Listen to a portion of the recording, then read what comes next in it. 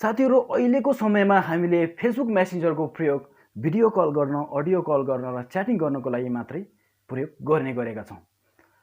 अहिले यस्ता नयाँ फिचरहरु पनि आएका छन्, दुईवटा नयाँ फिचर आएका छन् जुन फिचरहरुलाई हामीले युज गरेर त्यसको प्रयोग गरेर अरु पनि नयाँ केही महत्त्वपूर्ण कामहरु गर्न सक्दछौं।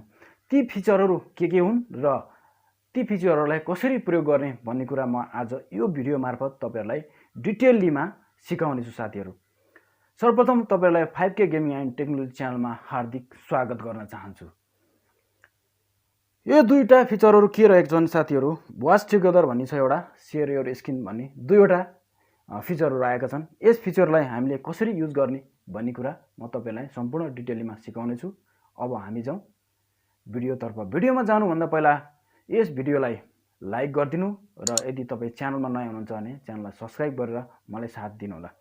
यो भन्दा पहिलाको भिडियोमा मैले तपाईहरुलाई फेसबुकको आफूले पठाएको फ्रेन्ड लिस्ट कसरी हेर्ने भन्ने कुरा र फेसबुक सम्बन्धी सिक्युरिटी सम्बन्धी मैले धेरै नै भिडियोहरु बनाएको छु। त्यो भिडियोहरु तपाईले मेरो डिस्क्रिप्सनको पार्टमा हेर्न सक्नुहुनेछ। म डिस्क्रिप्सनमा त्यस भिडियोको लिंक सेन्ड गरिदिनेछु, राख्दिनेछु, तपाईले त्यहाँ गएर हेर्न सक्नुहुनेछ। अब हामी जाउँ भिडियो तर्फ।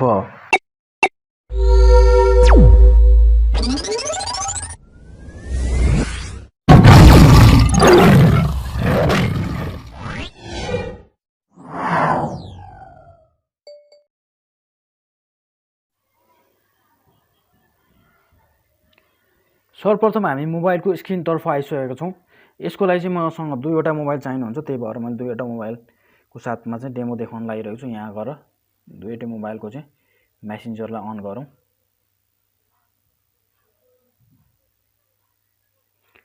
यसरी मेसेन्जरलाई अन गरिसकेपछि यहाँ गएर म यहाँ कल गरेर देखाउँछु।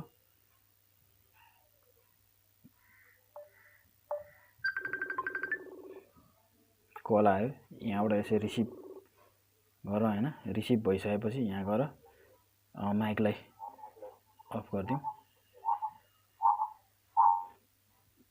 दुईटैको माइकलाई अफ गरिदिउँ,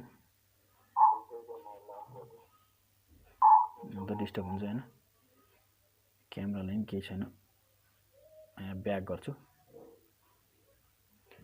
अब तपाईहरुले के गर्नुस् भने सम्पूर्ण कुराहरु यहाँ म तपाईहरुलाई डेमो सहित देखाउँछु हैन। तपाईले यसलाई स्क्रल गरेर गएर यहाँ गएर स्क्रल डाउन गरेर गएर यहाँ दुईवटा अप्सन देख्न सक्नुहुन्छ तपाईहरुले। वाच टुगेदर भन्ने छ, एउटा चाहिँ शेयर स्क्रिन भन्ने छ। यहाँ गएर तपाई शेयर योर स्क्रिन भन्ने ठाउँमा गएर टच गरेर टच गरिसकेपछि यस्तो खालको चाहिँ एउटा इन्टरफेस आउँछ।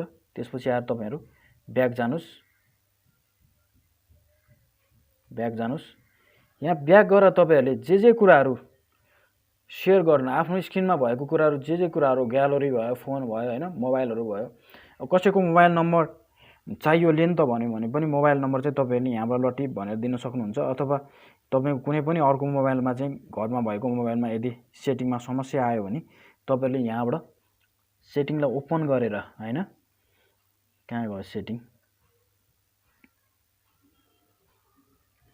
यसरी सेटिङलाई ओपन गरेर तपाईहरुले जुनसुकै सेटिङको पनि समस्या समाधान गर्न सक्नुहुनेछ।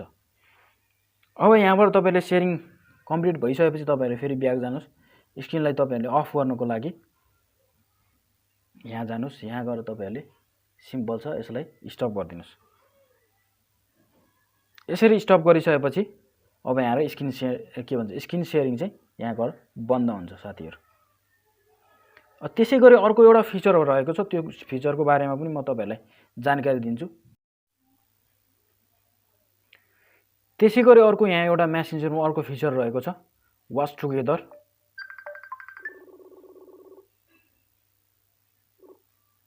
माइकलाई चाहिँ सर्वप्रथम अफ गरिहालौँ, फेरि यसले डिस्टर्ब गर्छ। यसको लागि चाहिँ तपाईहरुले के गर्नुस् भने यहाँबाट गएर स्क्रल डाउन गर्नुस्। स्क्रल डाउन गरेपछि वाच टुगेदर छ, यहाँ गएर तपाईहरुलाई यसलाई ओके गर्नुस्। यहाँ आएर तपाईले मन चाहेको जुन फिल्म छ दुईटै मोबाइलमा एकसाथ तपाईहरुले चलाउन सक्नुहुन्छ।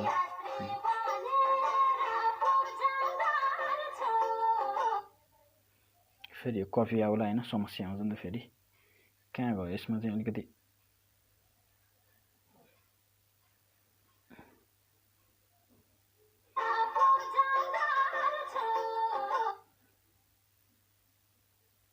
त्यही गीत चाहिँ यहाँ बजाउन सक्नुहुनेछ। अलिकति यो मोबाइलमा चाहिँ मेरो मोबाइल अलिक स्लो छ, यो सानो खालको मोबाइल होइन, त्यही भएर नआएको।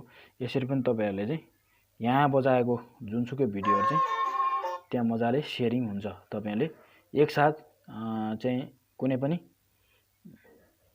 भिजुअलहरूलाई होइन, कुनै पनि गीतहरूलाई चाहिँ यहाँ गएर तपाईँहरूले एकसाथ वाच गर्न सक्नुहुनेछ।